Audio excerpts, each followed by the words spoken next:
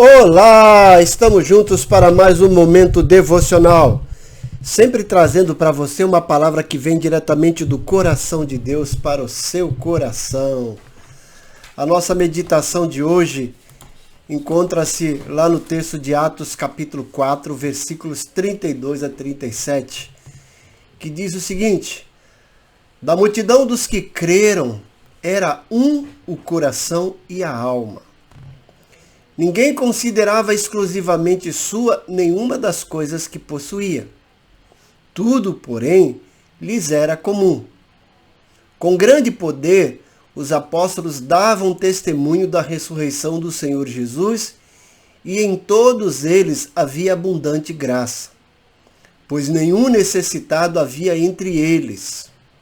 Porquanto os que possuíam terras ou casas, vendendo-a, traziam os valores correspondentes e depositavam aos pés dos apóstolos.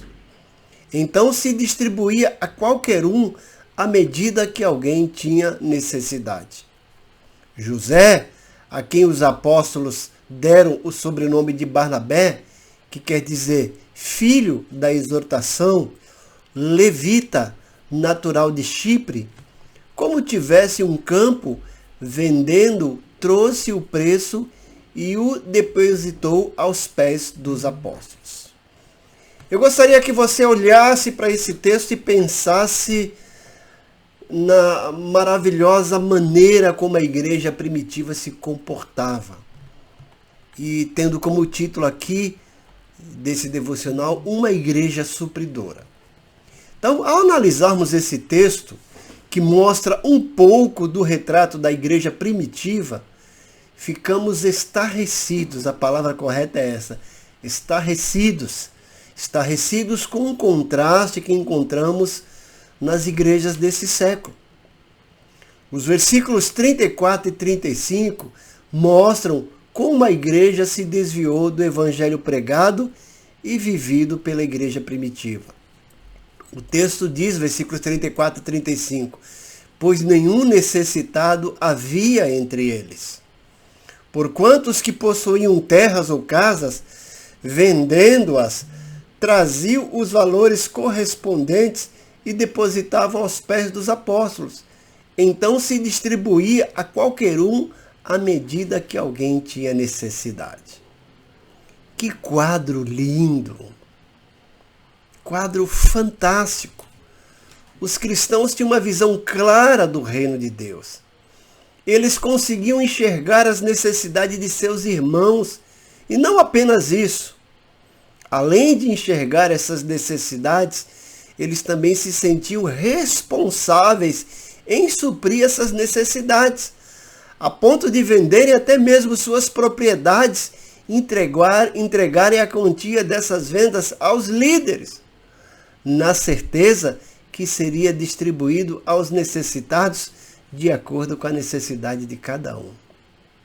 Hoje, vemos líderes de igreja motivando seus membros a contribuírem para campanhas com carnês de ouro e outros meios, a fim de construírem grandes templos suntuosos e financiarem programas de televisão, enquanto muitos desses membros vivem passando por dificuldades e a igreja não se importa em levantar ofertas ou mesmo tirar uma quantia da arrecadação da igreja para suprir essas necessidades. Enquanto a igreja primitiva se importava com as pessoas e suas necessidades, a igreja de hoje se preocupa em crescer numericamente, em se destacar na mídia, em investir em programas e templos à custa dos necessitados. Nesse texto em questão, não vemos nenhum apelo por parte dos líderes em estimular os cristãos a contribuírem. A motivação partia deles mesmos. Eles estavam vivendo o verdadeiro evangelho do Senhor Jesus Cristo. E isso incluía sentir a necessidade do próximo e se empenhar em supri-las. Vemos também que esse mesmo povo confiava em seus líderes a ponto de entregar seus bens a eles para suprirem a necessidade dos seus próximos. Isso diferenciava a igreja das demais instituições daquela época. Infelizmente, eu tenho que dizer que isso falta nas igrejas da nossa época.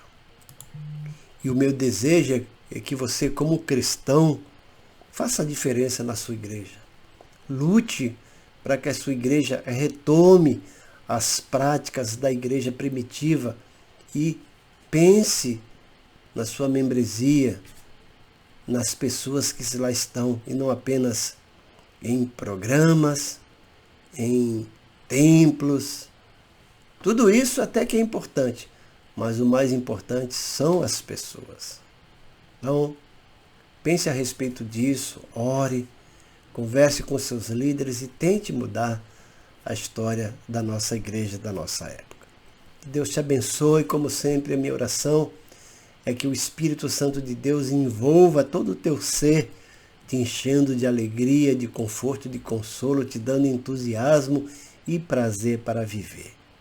Que você tenha um dia maravilhoso na presença desse Deus esplendorosamente misericordioso. Deus te abençoe.